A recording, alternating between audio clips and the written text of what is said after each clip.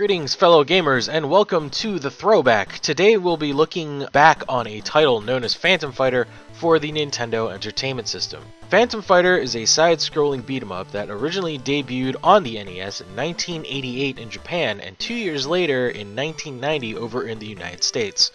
Players play the role of Kyonshi, known throughout the land as the Phantom Fighter, whose mission is to free 8 towns from the Kyonshi, which are reanimated corpses being depicted as either a vampire or a zombie that hops like a bunny rabbit in various Asian folklore, namely Chinese, Japanese, Korean, and Vietnamese. The story of Phantom Fighter isn't really all that detailed, as a specific reason isn't given for why the Kyonshi decided to up and attack the populace of random towns, but their motivation may lie just in their simplistic need to absorb life force from the living, as most folklore tends to agree on. According to the lore, they tend to sleep during the day and only prey on their targets at night, which makes sense given that the game takes place only at night. It's also mentioned that the Kyonshi like to dwell in caves, which is where the major boss fights take place. Throughout the game, clearing various buildings of the Kyonshi affords you certain opportunities, ranging from gathering scrolls to be used as currency for learning new techniques, collecting orbs that mid-bosses drop to unlock caves where they dwell, the actual bosses dwell, obtaining items specific to the lore like a mirror, a sword, and a talisman, to freeing up an inn where you can restore your health at no charge up to as many times as you wish. As far as dying in this game is concerned, there isn't really any major consequence to it besides being stripped of your items and having your scrolls be reduced to 1. In fact, you don't really even die, you just got knocked out like in Pokemon and end up at the start of the town. The game also features a password system allowing the player to continue up to that point once quitting the game.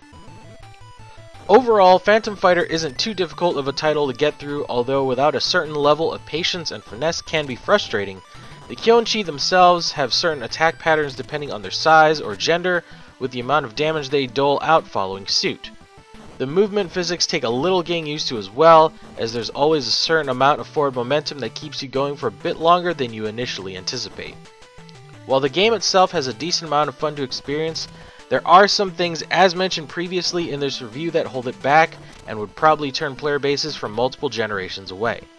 The art style of the game can be a bit weird sometimes, but the overall Asian aesthetic is quite pleasing. It's unfortunate that the music is a bit lacking, as there are only maybe 4 to 6 actual pieces throughout the whole game, and you'll hear them over and over again.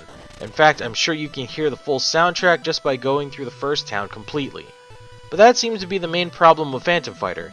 It lacks some variety and just goes for a copy and paste job with a little roulette tossed in there to jumble up whom you're fighting in what locale. I give Phantom Fighter a C, more specifically a C+ on the grading scale. It could be improved, but for a title in the NES library for the time period, it ends up being one of the better titles that you may have missed. It's a game that ends up being neither terrible nor great, but is just on the heels of being good, leaving it in a gray alright kind of area. If you're looking to try a different kind of beat-em-up game, Phantom Fighter may just be the one. Thank you for watching, guys. Hopefully you enjoyed, and we'll be back for more of the Throwback in the future. I'll see you later.